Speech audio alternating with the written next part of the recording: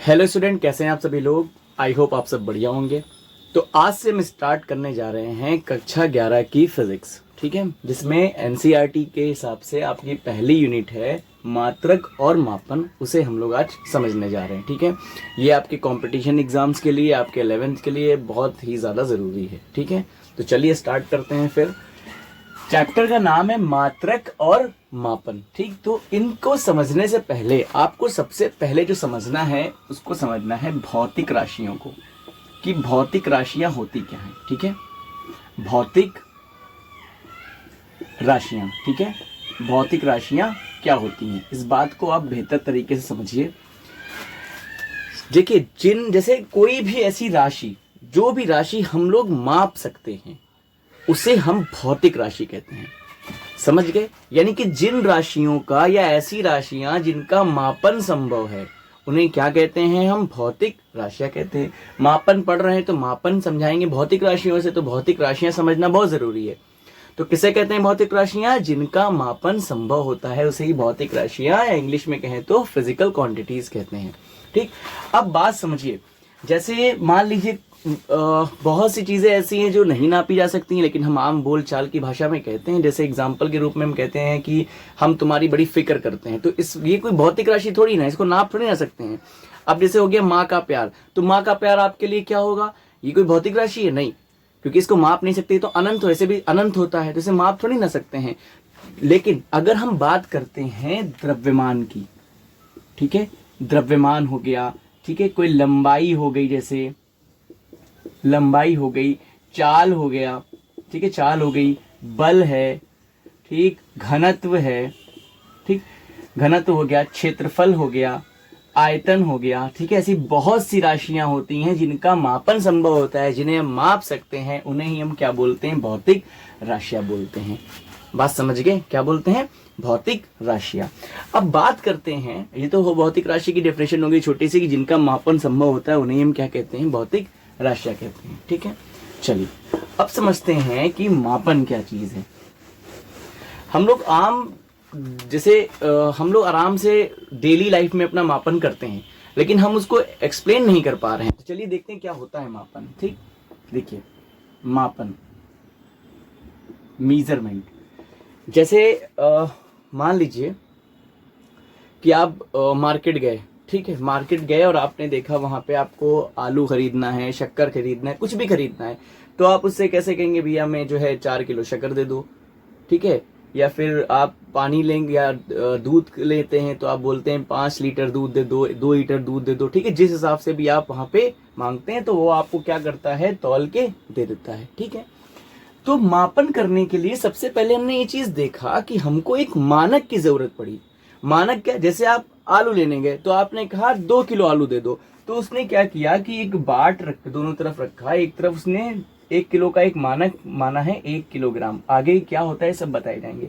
उसने 1 किलोग्राम का एक मानक बाट उठाया और उसको 2 बार रखा, या 2 किलो का बाट उठाया, फिलहाल हम 1-1 किलो के बाट के हिसाब से देखें, यहाँ पे रखा 2 किलो का बाट, उसके बाद आलू को भरता चला गया जब तक कि ये कांटा बीच में नहीं आ गया, और हम समझ जाएंगे कि हमें कितना किलो आलू मिल गया, 2 किलो आलू मिल गया।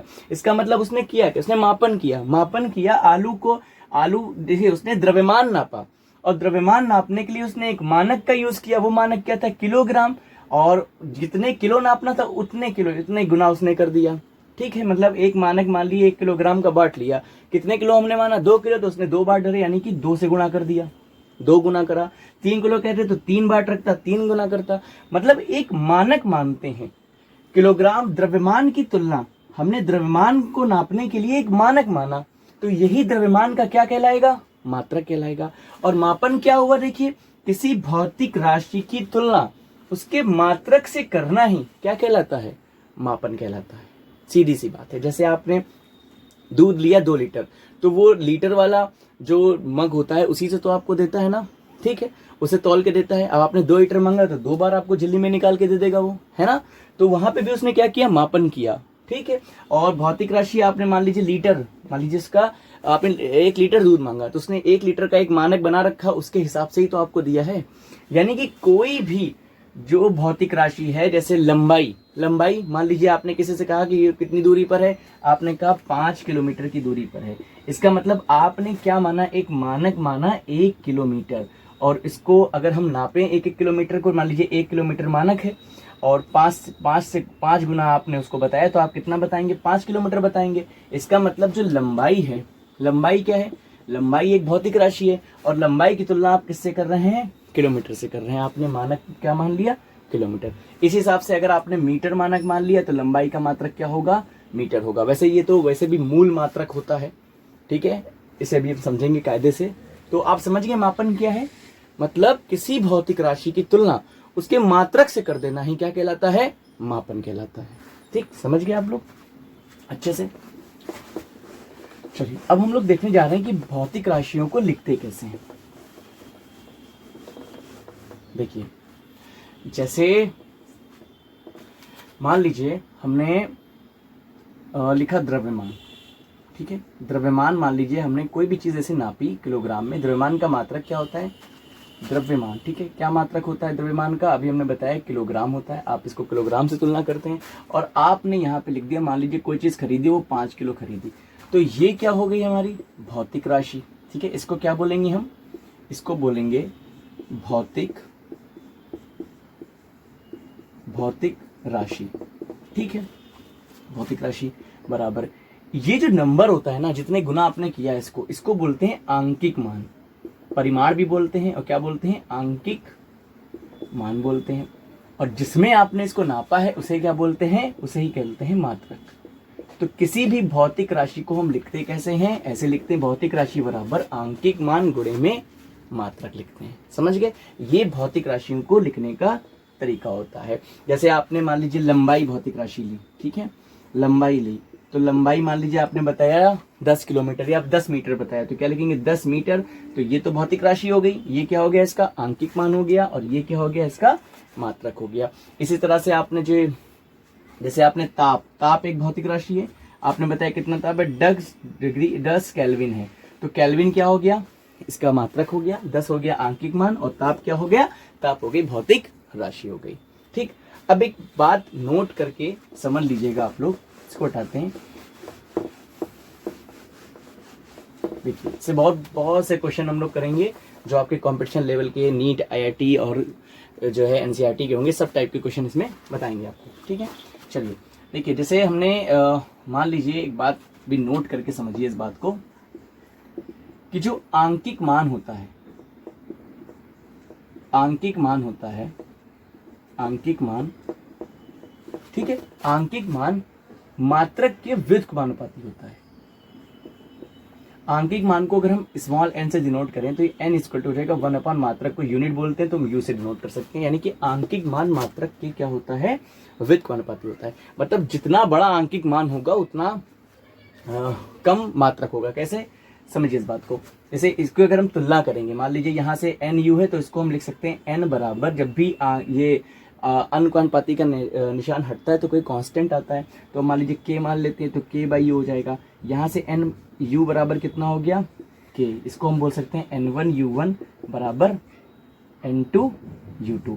अच्छा, इसका क्या मतलब है, मतलब एन यू मात्रक और आंकिक मान का गुणनफल हमेशा कांस्टेंट रहेगा। मतलब अगर आप मान लीजिए किसी आंकिक मान को बढ़ा रहे हैं, तो उसको बराबर आगे चल के अगर आपने मान लीजिए आंकिक मान को बढ़ाया, तो मात्रक जो होगा वो क्या हो जाएगा, छोटा हो जाएगा। इसको अच्छे समझने के लिए मान लीजिए हमने लिखा 5 किलोमीटर, ठीक है, 5 किलोमीटर लिखा। अब हमें इसको बढ़ाना है, इसको कम करना है, तो 1 किलोमीटर में 1000 मीटर होते हैं। तो यहाँ क्या लिख लिया हमने, ये हो गया मान लीजिए n1, ये क्या हो गया u1। ठीक, अब किलोमीटर अगर आप गौर से देखिए, 1 किलोमीटर में 1000 मीटर होते हैं, और ये गुणे में क्या है 5 है, इसको लिख लेते हैं। तो ये कितना बन गया, 5000 मीटर। अब आप देखिए ये क्या हो गया, n2 और u2, क्या ये आपस में बराबर हैं, n1 u1 बराबर n2 u2 है कि नहीं है, हाँ तो है। कैसे, देखिए 5 किलोमीटर 5000 मीटर के ही तो बराबर है। लेकिन यहाँ पे गौर से देखने वाली बात यह है कि जो हमने आंकिक मान को बढ़ाया तो मात्रक क्या हो गया, मात्रक हो गया छोटा हो गया। इसीलिए यहाँ पे लिख रखा है कि जो आंकिक मान होता है मात्रक के क्या होता है, व्युत्क्रमानुपाती होता है। कोई भी नंबर हो आप ले सकते, 5 किलोग्राम आपने ले लिया, 5 किलोग्राम, ठीक। अब 5 किलोग्राम जो आपने लिया और आपने देखा कि किलोग्राम में 1000 ग्राम होते हैं, ठीक है, 1000 ग्राम होते हैं, तो ये कितना हो गया 5000 ग्राम। अब आपने यहाँ देखा कि आंकिक मान को बढ़ाया तो मात्रक क्या हो गया, छोटा हो गया। तो इसे ही कहेंगे जो n होता है वो मात्रा, यानी कि आंकिक मान मात्रक के क्या होता है, व्युत्क्रमानुपाती होता है, ठीक है। चलिए इसे हटाते हैं अब यहाँ से हम लोग। अब हम लोग समझने जा रहे हैं भौतिक राशियों के प्रकार, ठीक है। चलिए इसे देखते हैं कायदे से।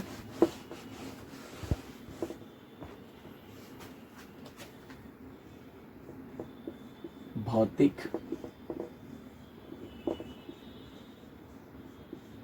राशियों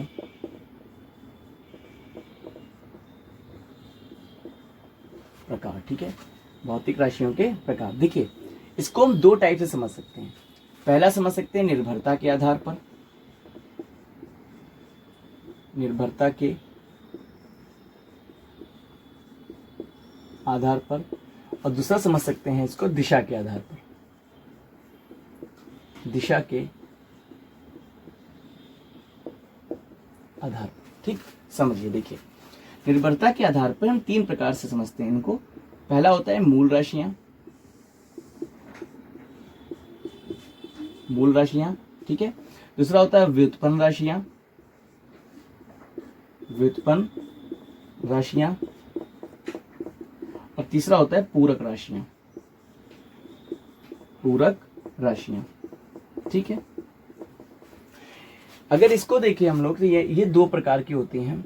एक होता है अदिश राशियां, अदिश, और एक होता है सदिश, ठीक है। तो आपने इनके बारे में 9th क्लास में थोड़ा बहुत अध्ययन किया होगा, अदिश और सदिश। आगे चल के पूरा आपको चैप्टर इसमें मिलेगा, आप आराम से इसको पढ़ेंगे अदिश सदिश क्या होते हैं।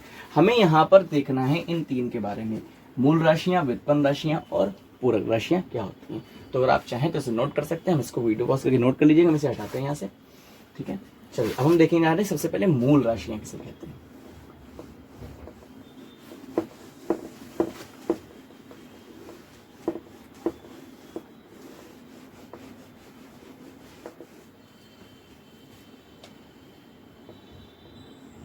पहली मूल राशियां, फंडामेंटल फिजिकल क्वांटिटी। देखिए बात समझिए, ये वे राशियां होती हैं जिनसे सारी राशियां बनती हैं। मतलब ये मूल है, फंडामेंटल है, ये एक दूसरे से स्वतंत्र होती हैं, लेकिन इनको मिला के अन्य राशियां बनाई जाती हैं। इन्हें ही क्या बोलते हैं, मूल राशियां कहते हैं। यानी कि बाकी स्वतंत्र नहीं, अकेली होती हैं। जैसे मान लीजिए कौन कौन सी होती है, इनको कायदे समझेंगे। इधर रख देंगे हम लोग मूल राशियां, ठीक है। उसके बाद मात्रक लिखेंगे, क्योंकि इनके यहाँ के मूल मात्रक, बहुत जरूरी ये चीज समझना। वे राशियां जो एक दूसरे से स्वतंत्र होती हैं तथा इन्हें व्यक्त करने के लिए किसी अन्य राशि की जरूरत नहीं होती है, इनके द्वारा ही अन्य राशियां व्यक्त की जाती हैं, उन्हें मूल राशियां कहते हैं। तो इनकी संख्या टोटल 7 होती। अब क्या क्या होती है समझते हैं। पहला, सबसे क्रम संख्या यहाँ पे लिखेंगे, क्रम। पहला होती है लंबाई, ठीक है। लंबाई किसी से मिलकर थोड़ी ना बनी है, लंबाई तो स्वतंत्र है। और लंबाई का हम मूल मात्रक जो लेते हैं वो क्या लेते हैं, मीटर लेते हैं। और इसका सिंबल हम बना देते हैं साथ में, वो क्या होता है, एम होता है, ठीक है। आगे ये हो गई लंबाई। अब देखिए नेक्स्ट, दूसरा द्रव्यमान, ठीक है। द्रव्यमान, द्रव्यमान का जो मात्रक होता है वो क्या होता है, किलोग्राम होता है, ठीक है। किलोग्राम, इसको किग्रा लिखते हैं, और सिंबल क्या होता है इसका, केजी होता है, ठीक है। उसके बाद तीसरा पॉइंट जो हमारा आता है, लंबाई हो गया, द्रव्यमान हो गया, फिर होता है समय। समय भी किसी से मिलकर नहीं बना होता है। समय, इसका मात्रक होता है सेकेंड, इसको SEC से या फिर S से भी काफी लिखा जाता है। चलिए देखते हैं आगे। फिर चौथा पॉइंट जो हमारा है, लंबाई, द्रव्यमान, समय, फिर ताप। ताप का मात्रक होता है केल्विन। क्या होता है, केल्विन, इसका सिंबल के होता है। 4 हो गए। उसके बाद देखते हैं तीसरा पॉइंट, पांचवा होता है लंबाई, द्रव्यमान, समय, ताप, विद्युत धारा। विद्युत धारा, ये आपने हाई स्कूल में पढ़ा होगा अच्छे से। विद्युत धारा, इसका मात्रक होता है एम्पियर होता है, एम्पियर। इसे ए से या फिर AMP से भी डिनोट करते हैं, ठीक है। चलिए 6 पॉइंट हमारा क्या है, 6 पॉइंट हमारा है ज्योति तीव्रता। ज्योति तीव्रता, इसका मात्रक होता है कैंडेला, इसको CD से डिनोट करते हैं। और लास्ट हमारा 7वीं जो भौतिक राशि होती है पदार्थ की मात्रा, पदार्थ की मात्रा, इसका मात्रक हम मोल कहते हैं इसको, और MOL से डिनोट करते हैं। ठीक है, तो ये 7 ऐसी राशियां हैं जिनको, जो एक दूसरे से स्वतंत्र हैं, जिनको व्यक्त करने के लिए किसी अन्य राशि की जरूरत होती ही नहीं है। इनके द्वारा अन्य राशियां व्यक्त की जाती हैं। अभी आगे बताएंगे कैसी होती है, उन्हें क्या कहते हैं। और इनके जो मात्रक होते हैं उन्हें हम क्या बोलते हैं, मूल मात्रक होते हैं।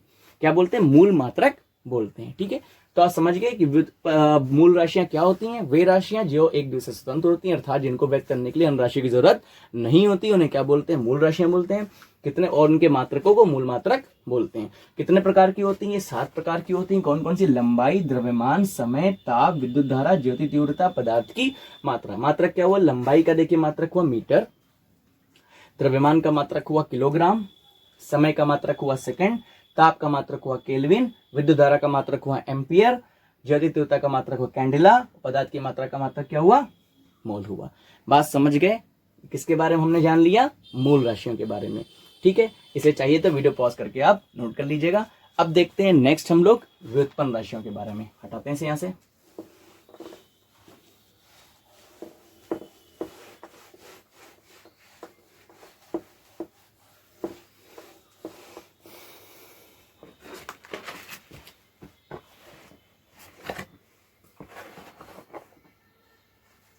चलिए, व्युत्पन्न राशियां।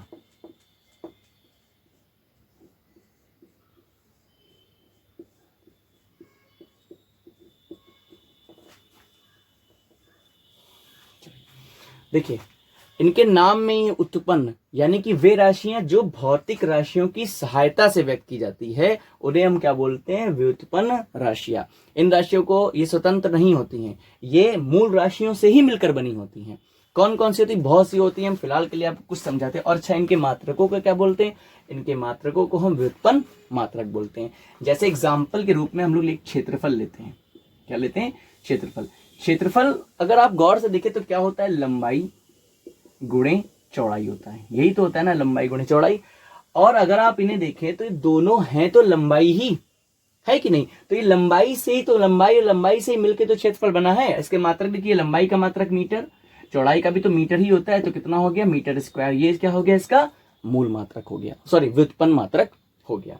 तो बात समझ गए, क्षेत्रफल क्या है, एक व्युत्पन्न राशि है। और देखते हैं आयतन, देखते हैं अब हम लोग। जैसे आयतन है, ठीक, आयतन का जो सूत्र होता है क्या होता है, लंबाई गुणे चौड़ाई गुणे में क्या होता है, ऊंचाई। यही तो होता है ना। अब इसके मात्रक लिखिए, मीटर, मीटर और मीटर। कितना हो गया मात्रक इसका, मीटर क्यूब। ये इसका व्युत्पन्न मात्रक हो गया। और गौर से देखिए, लंबाई लंबाई लंबाई, तीनों है तो लंबाई, लंबाई से मिलकर क्या बन रहा है, हमारा आयतन बन रहा है। और देखिए, जैसे हम लोगों ने घनत्व लिखा, घनत्व, ठीक है, द्रव्यमान घनत्व। क्या फॉर्मूला इसका होता है, इसका होता है द्रव्यमान बटे में आयतन। तो द्रव्यमान क्या है, मूल राशि है ना, और आयतन क्या है, व्युत्पन्न राशि। इनसे मिलके ही तो क्या बन रहा है, घनत्व बन रहा है ना।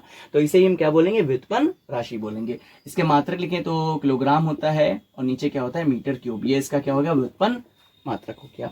अब अगर हम आपको बल की बात कहें तो बल किससे बनता है, F बराबर ma, यानी कि द्रव्यमान गुणे में त्वरण। ठीक है, तो द्रव्यमान क्या है, मूल राशि है, त्वरण क्या है, व्युत्पन्न राशि। त्वरण कैसे व्युत्पन्न राशि है, सबसे पहले अगर हम वेग को समझे तो वेग क्या होता है, दूरी बटा समय। यही तो होता है ना, दूरी बटा समय। दूरी क्या है, लंबाई, समय क्या है, ये भी तो देखिए, दूरी क्या है तो लंबाई, जो कि एक मूल राशि, समय भी मूल राशि है। तो इनसे मिलके वेग बना, यानी कि वेग क्या हो जाएगा, व्युत्पन्न राशि। त्वरण, त्वरण क्या होता है, वेग परिवर्तन बटे समय। यही तो होता है ना। तो वेग क्या है, व्युत्पन्न राशि है। टी क्या है, मूल राशि है, समय मूल राशि है। तो इससे त्वरण बना, त्वरण क्या होगा, व्युत्पन्न राशियां होंगी। इसी तरह देखिए, त्वरण व्युत्पन्न राशि, द्रव्यमान मूल राशि, इनसे मिलके क्या बना है, बल बना है। बल क्या हो गया, व्युत्पन्न राशि। इसका मात्रक क्या हो जाएगा, अगर देखिए तो किलोग्राम इंटू त्वरण का क्या होता है, मीटर प्रति सेकंड स्क्वायर। तो ये क्या हो गया, व्युत्पन्न मात्रक हो गया। बात समझ गए व्युत्पन्न राशियों के बारे में और व्युत्पन्न मात्रक के बारे में क्या होता है। अब एक और बची है, इसके अतिरिक्त भी 2 और राशियां होती हैं जिनको हम पूरक राशियां बोलते हैं। वैसे तो वो फंडामेंटली होती हैं, मूल राशियां होती हैं, लेकिन उन्हें अलग से लिखा रहता है। समझते हैं क्या होती हैं। देखिए पूरक राशियां,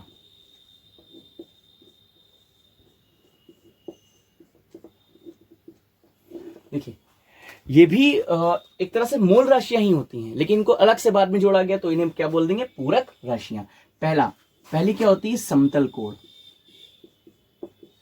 समतल कोण, इसका मात्रक क्या होता है, रेडियन होता है। कैसे, जैसे दो लाइंस हमने खींची, इनके बीच में जो कोण बनाया यानी कि प्लेन कोण एंगल बना, तो इसे हम क्या बोलेंगे, समतल कोण बोलेंगे। ठीक है, इसका फॉर्मूला क्या होता है, कोण बराबर चाप बराबर नहीं, थीटा बराबर होता है, ये आर्क होती है डेल्टा एस अपॉन आर, यानी कि हो जाएगा कोण बराबर चाप बटे त्रिज्या, यही तो होती है ना, थीटा बराबर डेल्टा एस अपॉन आर, चाप बटे त्रिज्या इसका फॉर्मूला होता है। ठीक, दूसरा क्या होता है, दूसरा होता है आपका घन कोण। अभी घन कोण क्या है, सॉलिड एंगल। देखिए जैसे मान लीजिए हमने कोण लिया, ठीक, कोण के ऊपर से, यानी कि कोण छोड़िए, आप एक बर्थडे वाली टोपी देखा ना आपने, वो ऐसे लिया, ऊपर से देखे तो अंदर आपको एक ऐसे क्या बन रहा होगा, एक कोण टाइप का बनेगा। इसी कोण को हम बोलते हैं घन कोण बोलते हैं। क्या बोलते हैं, घन कोण। और घन कोण को जो डिनोट करते हैं, जो फॉर्मूला होता है, घन कोण बराबर होता है जो हमने इतना इसका एरिया और बटे जो त्रिज्या होगी, यानी कि एरिया बटे त्रिज्या का स्क्वायर, ये इसका क्या होता है, फॉर्मूला होता है। घन कोण का अच्छा मात्रक की बात करें तो मात्रक होता है स्टेरेडियन, स्टेरेडियन होता है। समतल कोण का मात्रक क्या होता है, रेडियन होता है, और घन कोण का मात्रक क्या होता है, स्टेरेडियन। तो ये इसके क्या कहलाएंगे, पूरक मात्रक कहलाएंगे, ये बात याद रखिएगा। तो हम लोगों ने क्या क्या पढ़ा, भौतिक राशियां पढ़ा, उसके बाद मात्रक मापन पढ़ लिया, और भौतिक राशियों के प्रकार पढ़े, जिसमें से 3 प्रकार हमने पढ़ रखे हैं। अब हम देखने जा रहे हैं मात्रकों की पद्धतियां। ठीक है, क्या होता है समझिए इसको, मात्रकों की पद्धतियां। ठीक है, चलिए देखते हैं।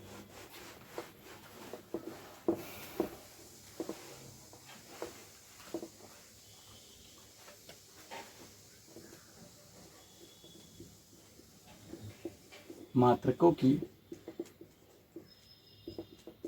पद्धतियां, देखिए ऐसा है कि जो ये प्रणाली है मात्रकों की पद्धतियां, इसमें मात्रकों को व्यक्त करने के लिए बनाई गई है। जैसे हमने मान लिया MKS 3 टाइप की होती है, MKS, CGS और FPS। ठीक, MKS, CGS और FPS।